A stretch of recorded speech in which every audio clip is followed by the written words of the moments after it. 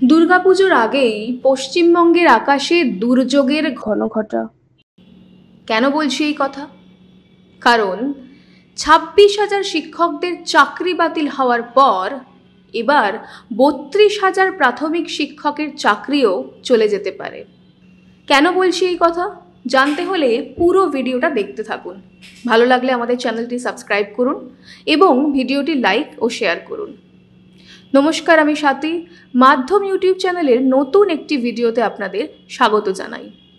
যেটা দিয়ে শুরু করেছিলাম, বর্তমানে পশ্চিমবঙ্গে এক অদ্ভুত দোলাচল পরিস্থিতির মধ্যে দিয়ে যাচ্ছে।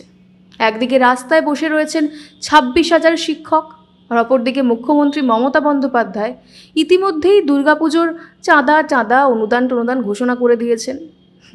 দিয়ে বাড়ছে না, কিন্তু চাঁদা বেড়ে যাচ্ছে দুর্গাপুজোর বছর বছর।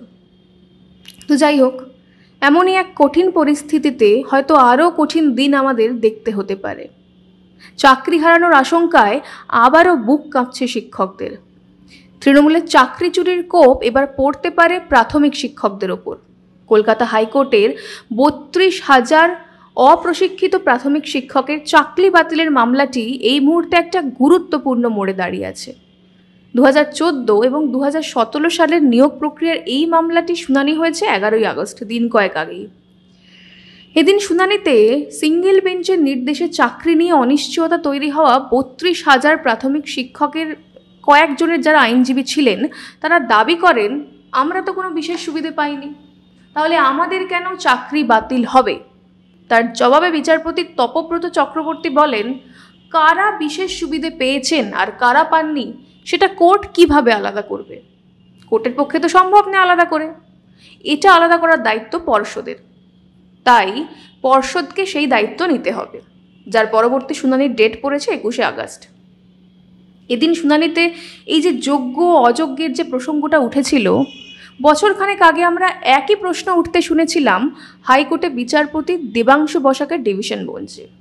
সেই এসএসসির মামলা চলতে চলতে বারবার বিচারপতিরা স্কুল সার্ভিস কমিশনকে জিজ্ঞেস করেছিল কিভাবে যোগ্য অযোগ্য বাছাই হবে, কিন্তু প্রতিবারই এসএসসি ধোঁয়াশা রেখে দেয়, যার জেরে ওই আদালত চূড়ান্ত রায় দিতে গিয়ে মন্তব্য করেছিলেন, চাল আর কাঁকড় আলাদা করা সম্ভব হচ্ছে না বলেই গোটা প্যানেল আমাদের বাতিল করতে হচ্ছে।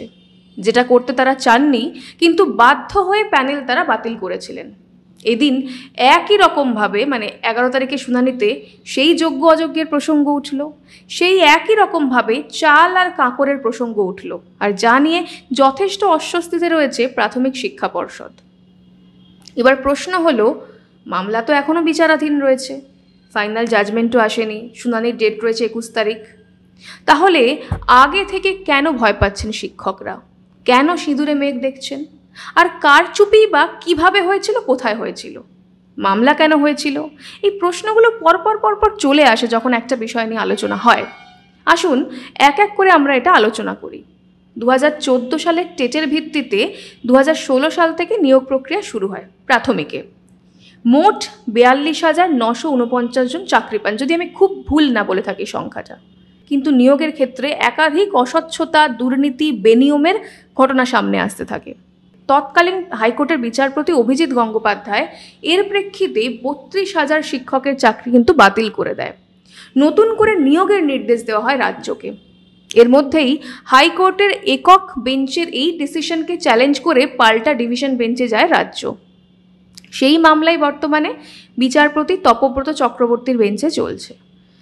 হাইকোর্টের রায়ের উপরে ঝুলে রয়েছে 32,000 শিক্ষকের চাকরি। এবার বুঝতে পারছেন কেন ভয় পাচ্ছেন শিক্ষকরা? কারণ এসএসসি যেভাবে অযোগ্যদের আড়াল করার জন্য যোগ্যদের চাকরি খেয়েছে, ঠিক একই কাজ যে প্রাথমিক শিক্ষা পর্ষদ করবে না তার কি প্রমাণ? যখন প্রাথমিক শিক্ষা পর্ষদকে বারবার বলা হচ্ছিল এটা নিয়ে দুর্নীতি হয়েছে, নিয়োগ নিয়ে দুর্নীতি হয়েছে, তারা বলছে কোনো নিয়োগ নিয়ে দুর্নীতিই নাকি হয়নি।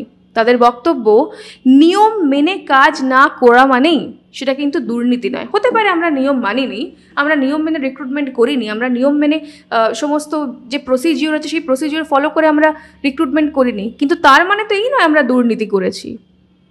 বুঝুন একবার, এই মামলার যা গতি প্রকৃতি তাতে বোঝা যাচ্ছে মধ্যশিক্ষা পর্ষদ বা প্রাথমিক শিক্ষা পর্ষদ নিজের দায় এড়িয়ে যেতে চাইছে।